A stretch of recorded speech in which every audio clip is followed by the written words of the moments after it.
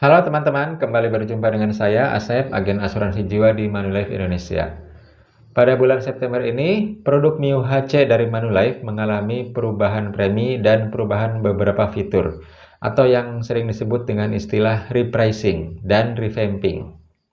Mio HC merupakan produk asuransi kesehatan tradisional, bukan unit link, dan merupakan produk asuransi yang paling laris di Manulife. Seperti apa perubahannya? Mari kita lihat. Repricing dan revamping Mio HC 2024. Apa yang baru? Mio HC, Mi Ultimate Healthcare, mengalami repricing atau perubahan premi dan revamping perubahan fitur pada tanggal 14 September 2024. Kenapa repricing? Sederhananya karena premi yang diterima tidak cukup lagi untuk membayar klaim dan biaya operasional. Atau dengan kata lain, rasio klaimnya tinggi. Hal ini dialami oleh hampir semua perusahaan asuransi yang menjalankan bisnis asuransi kesehatan. Kenapa saya bilang hampir? Karena saya kan belum meneliti semua perusahaan asuransi ya. Tapi perusahaan asuransi yang besar-besar itu semuanya telah menjalankan repricing. Kenapa kondisi ini bisa terjadi? Banyak ya faktor penyebabnya. Salah satunya inflasi biaya medis. Untuk lebih detailnya, mudah-mudahan saya bisa sampaikan di kesempatan yang lain. Yang jelas, bisnis apapun jika sudah tidak menguntungkan lagi, maka mau tak mau ya, salah satu langkah yang harus dilakukan adalah menaikkan harga. Selain itu juga menekan biaya operasional, yang nanti bisa terlihat pada hal-hal baru apa atau perubahan apa yang terjadi pada repricing kali ini. Apa yang baru? Pertama, premi mengalami kenaikan antara 10 sampai 44% tergantung plan. Detailnya tidak akan saya sampaikan di sini, biar para nasabah Manulife saja yang tahu. 2. Premi plan smart atau plan dengan deductible kini lebih murah 40% dibanding plan standar. Sebelumnya perbedaan keduanya adalah 30%. 3. Ada no claim diskon bagi nasabah yang tidak melakukan klaim. Tidak klaim dalam 1 tahun, diskon 10%. Tidak klaim dalam 2 tahun atau lebih, diskon 15%.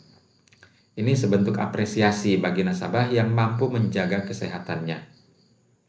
Selanjutnya,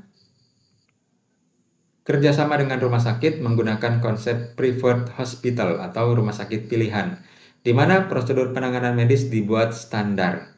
Jadi ada SOP-nya yang merupakan kesepakatan antara perusahaan asuransi dengan rumah sakit.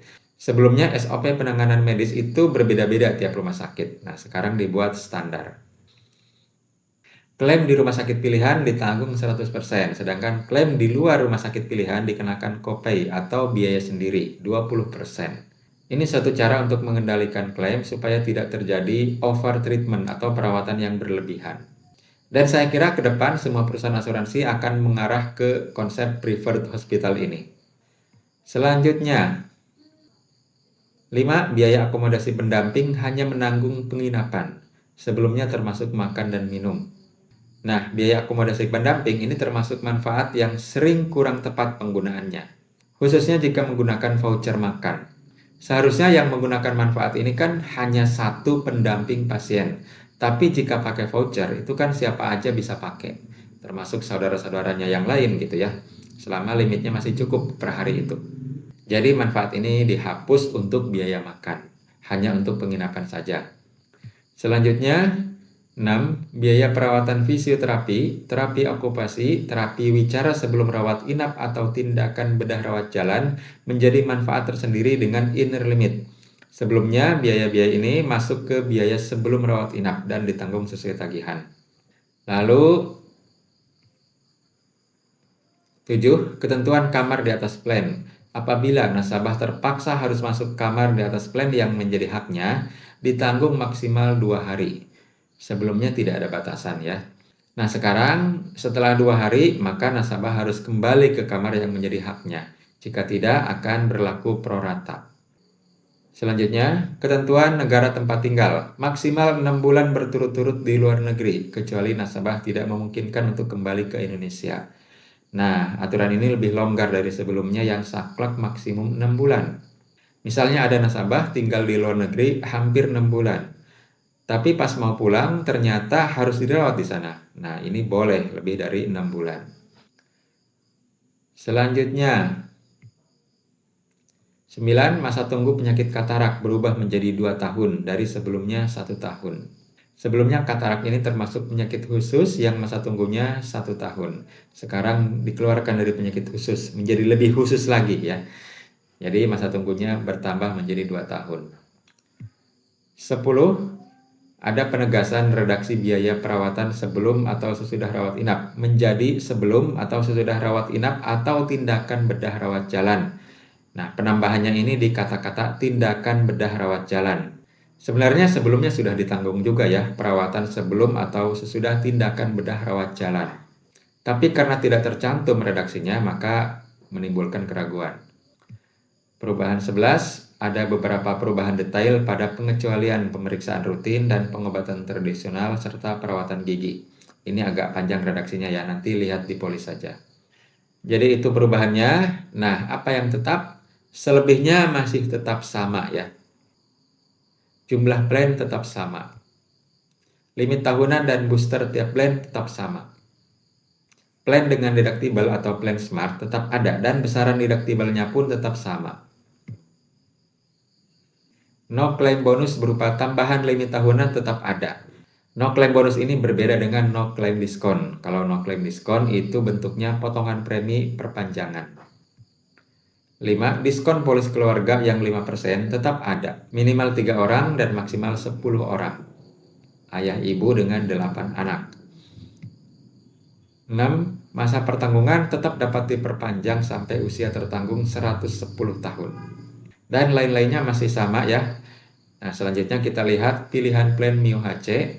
Untuk plan ada Jet Indonesia, Jet dan Jet Smart, Topaz Indonesia, Topaz dan Topaz Smart, Emerald, Emerald Smart, Ruby, Ruby Smart, Diamond dan Diamond Smart.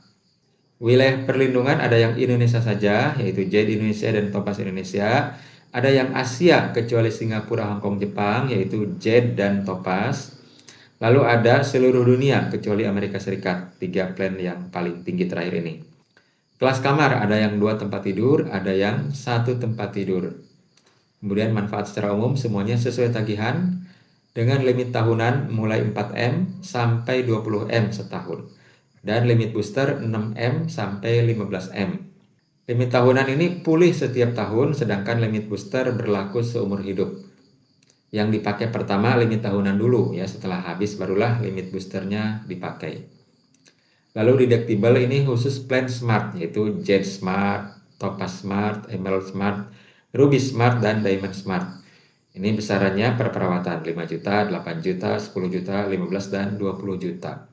Maksudnya apa? Misalnya biaya perawatan 50 juta dan ambilnya plan Jet Smart, maka di covernya 45 juta. Adapun 5 jutanya biaya sendiri.